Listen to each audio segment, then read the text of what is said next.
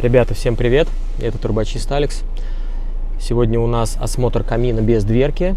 Кирпичный камин в загородном доме, естественно. Недалеко от Москвы, первая бетонка. Значит, человек позвонил, сказал, что он купил дом. И он не знает, что у него с камином все хорошо, нехорошо. Камин работает, вот, но человек как бы сомневается, потому что он не участвовал в строительстве. Вот, и поэтому он хочет узнать, все ли нормально с камином, все ли нормально с трубой, все ли нормально там сопряжение с кровлей дымовой трубы. Вот, то есть едем, делаем осмотр.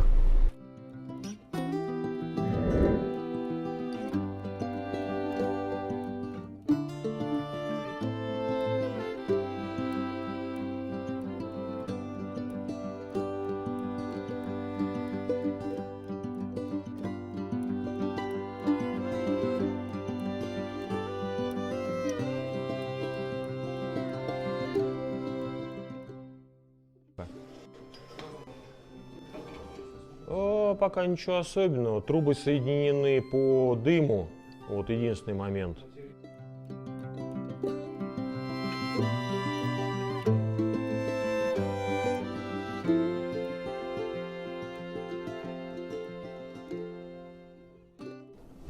Но она здесь не опустится. Понятно, все. Здесь переопускаю вниз. Мне просто вот это место было важно, вот это вот выход из трубы и то, что здесь вот этот вот короб холодный. Все, опускаем. Я увидел, есть вопросы у меня к оголовку, потому что труба выведена, и дальше короб сделан интересной такой формы. На пальцах как это выглядит. Значит, у нас есть плоская шахта кирпичная, дальше выходит оголовок, оканчивается таким зонтом, коробом из металла. Короб из металла идет на какую-то высоту и потом сходится конусом.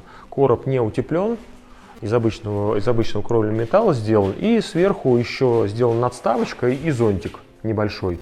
Вот. Так вот это вот дело мне не понравилось тем, что это, естественно, влияет каким-то образом на тягу в начале и в конце, на, собственно, то, чтобы дымовые газы правильно уходили. Хотя при наличии того, что здесь есть, тех условий, дым все равно уходит в трубу. Но однозначно будет лучше, если вот этот выход, проход через этот жестяной короб сделать утепленным. Соответственно, я решаю, что здесь нужно немножко модернизировать, то есть поставить утепленный участок трубы. И если бы труба, даже если бы труба была не утепленная, это тоже было бы лучше. Но если поставить отрезок трубы утепленный, это однозначно будет лучше, потому что дымовым газом будет легче удаляться из трубы. Потому что вот этот вот короб не утепленный, это как будто бы вот взять трубу и просто на улицу выставить. Вот. Дым, попадая вот в это пространство, он не понимает, куда ему деваться, потому что стенки холодные, например, зимой, летом ничего страшного. То есть улучшим тягу? На какой-то процент. Это однозначно. То есть именно для улучшения тяги? Да, только для работы, больше ни для чего. Понятно, что сейчас попробуете открыть окно, и однозначно будет лучше. Ну, мы сейчас попробуем, да? Да, однозначно будет лучше. Вот. Мы же всеми действиями по проценту мы улучшаем работу прибора. Либо исправляем то, что было сделано неправильно. Ну, соответственно, в любом случае что-то делаем, модернизацию какую-то, для того, чтобы было лучше работало, безопаснее работало, легче, ну и дольше, естественно. Кстати, потом, как котельню посмотрим, у меня там даже были мысли, когда мне эти ребята говорят, вот у вас какой-то там воздушный должен быть приток. Вот, и я потом посмотрел, где-то в Нижнем Новгороде какая-то супер штуки, такие крутящиеся делают. Нет? Значит, какая ситуация с этими турборезисторами, как они их называют?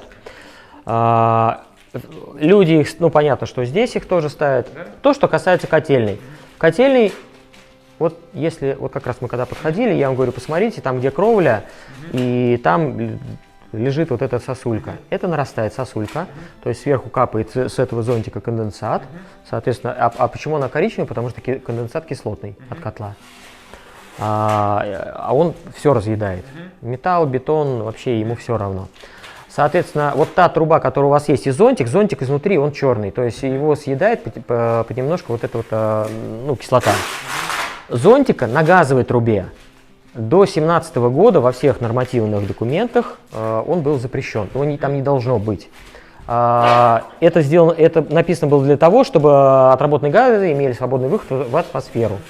После 2017 года в правилах появилась такая формулировка. А зачем ты это подрал-то все? Понял. Вот, что возможна установка зонта, который не будет препятствовать свободному выходу отработанных газов в атмосферу. Что написали, непонятно. То есть не высоту от оголовка, не ширину полей, ничего не написали. Неужели все время были вот эти открытые сопла, да? Было запрещено просто ставить зонты.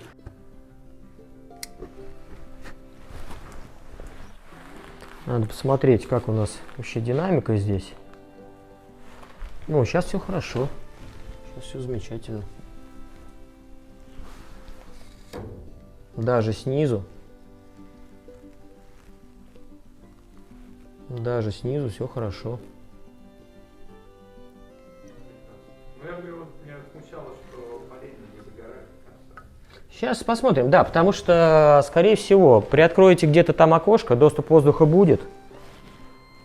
Вот, и здесь будет находиться комфортно, хорошо. Так мне все нравится. Не, а тепло же туда уходит, туда в трубу, да? Да, а в обычном случае это вытяжная вентиляция, то есть проветривание вашего дома. Мы открываем летом, смысла нет, да? Закрывать. Очень часто бывает, что, например, А можно там чуть-чуть ее закрыть? Нет. То есть ее туда- открыто-закрыто. У шиберной задвижки два положения, либо открыто, либо закрыто. Есть несколько позиционное, но это на другом уровне совершенно, это не здесь. У меня руки грязные.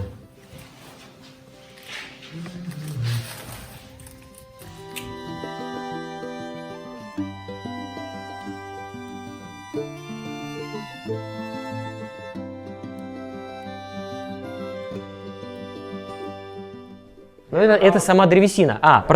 Не договорил я про эти магазины все. То есть древесину продают обычно либо валеную, либо топленую, топляк, и которая уже какое-то время пролежала. Потому что у древесины волокна, они настолько спрессовываются, что растопить ее даже с бензином очень сложно.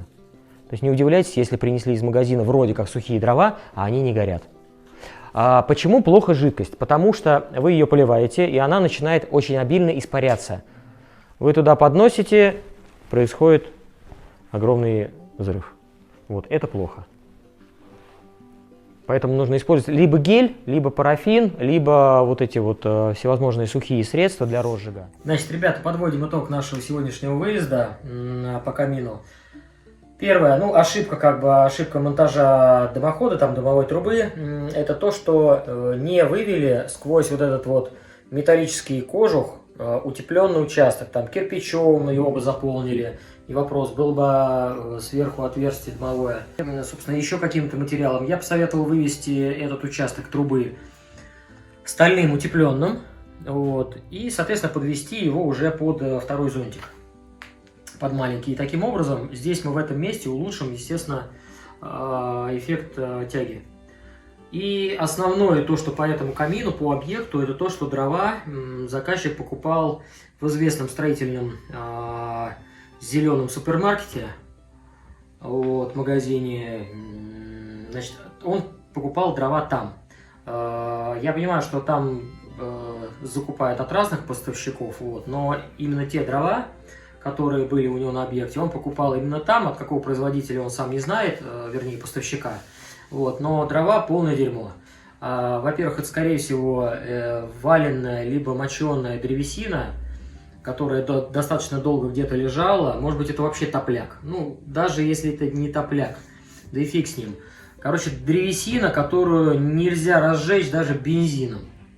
Вот, потому что мы ее поливали, мы ее зажигали, тонкие щепки начинают загорать, пока есть на них вот это жидкое топливо.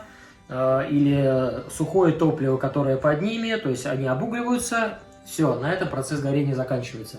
То есть здесь важен очень вопрос именно хорошего топлива, хорошей древесины. Я заказчику рассказал, какую древесину можно, причем можно любую древесину, лиственные породы, еловые породы. Нету запрета на хвойные породы дерева для того, чтобы класть топливник. Есть регионы, где только хвоя растет, поэтому они кладут эту древесину. Не надо смотреть всяких этих блогеров непонятных в интернете, которые говорят, что я печник в 10-м поколении, нельзя класть сосновые там или еловые дрова в топливник. Вот, покажите мне его, я ему плюну. Знаниями и доводами. В итоге, значит, как хранить дрова, какую древесину изготавливать, как хранить это топливо, дрова, где их хранить, сколько их хранить, как правильно укладывать сам камин, как их правильно затапливать, как правильно подкладывать. То есть, ну, и еще что-то я, естественно, рассказываю человеку, потому что, как правило, 99%, запятая 99%, никто не знает, как пользоваться каминами, печами. Ну, не знают люди, хотя, естественно, это вроде как на слуху. Не то, что люди не знают, еще и даже мастера не знают, и печники даже не знают. Вот, то есть такой вопрос, есть такая проблема, и я, естественно, при удобном случае всегда хоть какие-то начальные азы людям даю. Спасибо, что были с нами, спасибо, что смотрите меня, спасибо, что принимаете мои какие-то мысли, доводы, измышления. С вами был трубочист Алекс. Пока.